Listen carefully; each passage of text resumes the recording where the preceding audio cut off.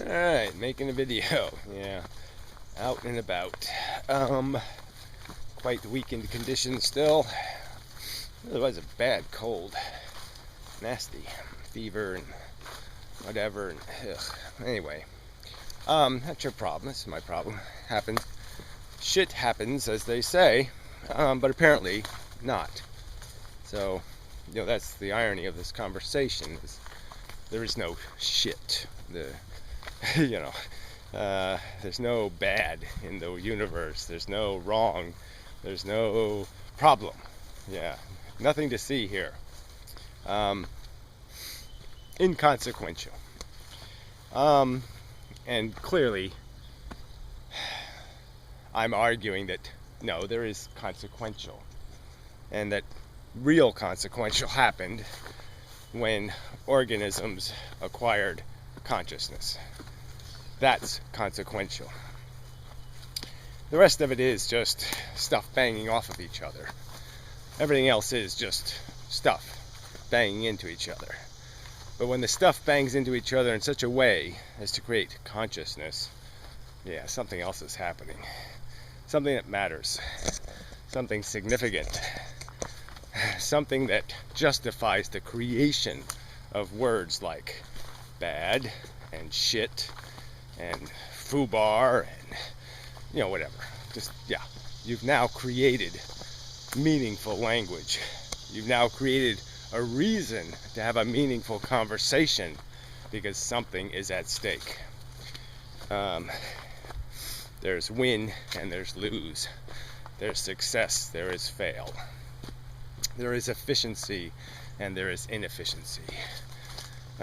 Productive, destructive. It matters now. It is significant. It is important. What other word can we apply to this problem of realizing that indifference is not the right answer? It's a wrong answer. So anyway, sorry. So in the newer video, the Mystic, I'll play this one too, but I'll get to it eventually. He was using emotions as a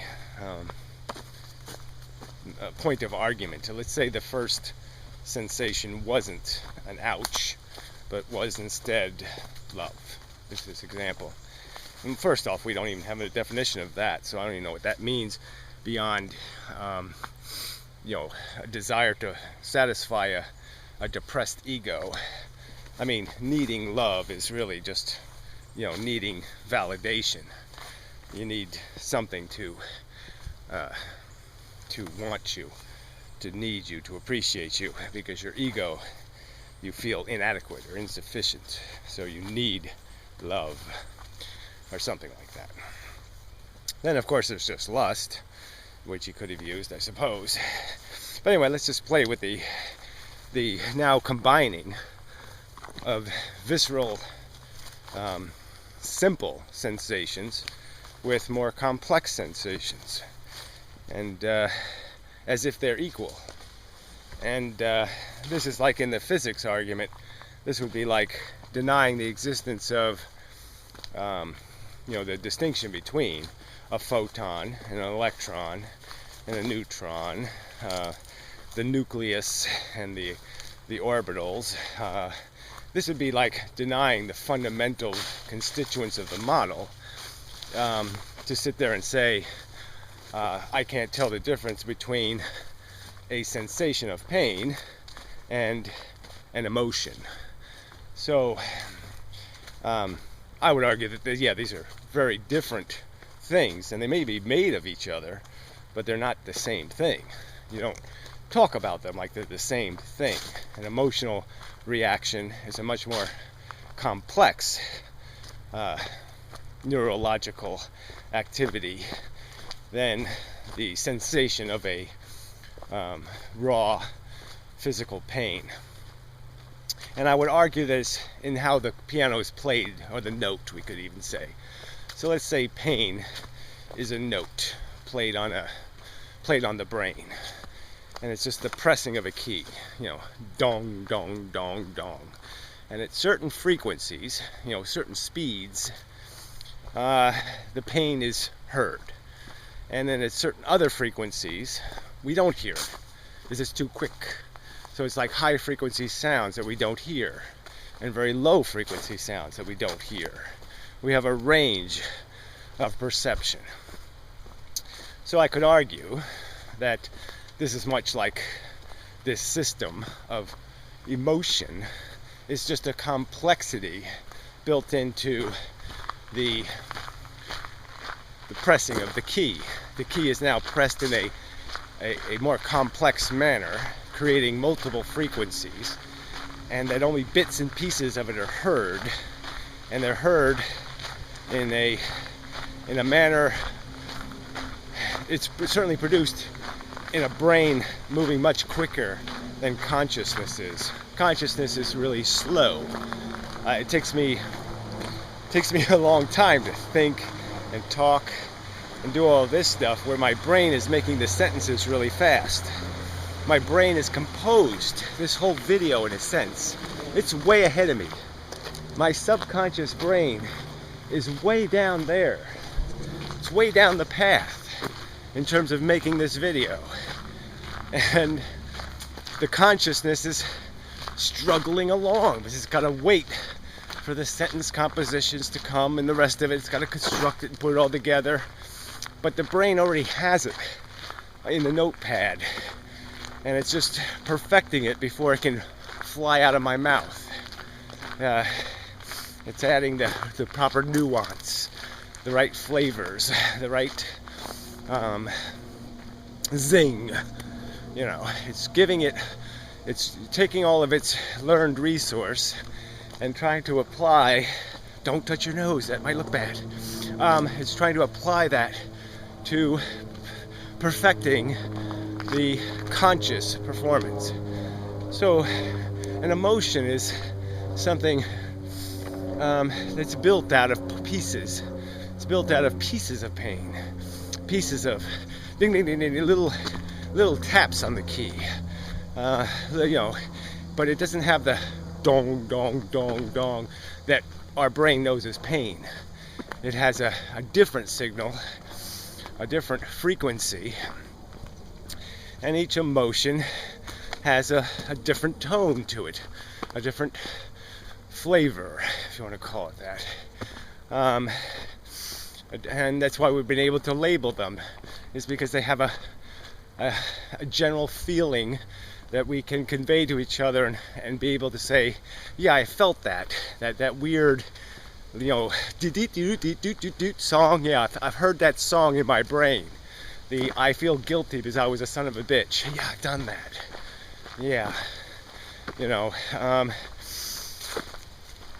and so, frankly, I don't really want to get into a whole complex conversation about, building a standard model for sensation and, explaining the difference between guilt and envy, or, some other phenomenon of our emotional dissonance. The fact is, all those emotions have almost, here we go. They're childish. They're things that can make a child cry, but most adults aren't going to, they're going to feel them, and they're going to say, oh, I know what that is, fuck that. They're not going to be owned by them. They're going to know that it's useless, there's no point in it. They're going to do something to negate it, to defeat it, because they've done it before. Either right or wrong. I mean, clearly you can rationalize your way out of guilt, and maybe you shouldn't be. Maybe you should be having it harp at you. But even if it does harp at you, it's like the Anna Konovad argument that somehow guilt is the worst feeling in the world. And I'm like, says you. I could feel that all day. I mean, compared to what? Especially when I'm not guilty. Guilt when I'm not guilty? Yeah, I'm really not afraid of guilt about things I didn't do. Yeah, I ain't gonna even, that won't even brush me in a hard way. That's just the whip, gliding across my nutsack or something. It might even feel good. I might like it. Yeah, feeling guilty for something I didn't do, that might end up making me feel good about myself. Anyway, I don't want to get into this whole. Emotions are really different. They're made of different stuff.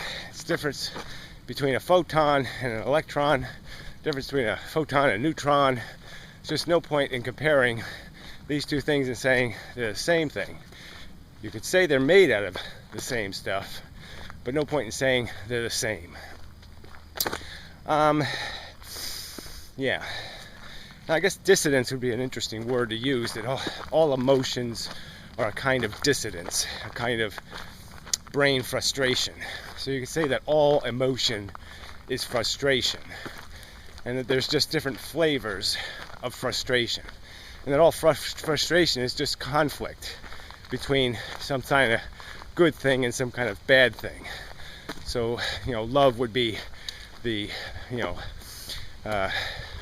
bad thing of I don't feel good about myself, I'm not good enough, I need to be king of the world, I'm underdone, I'm incomplete, I'm insufficient, and the good of being affirmed, being comfortable with myself, being self-satisfied, self-actualized, I've completed my mission, the burden is lifted, no more weight on my shoulders, I don't have to go to work, kind of the feeling.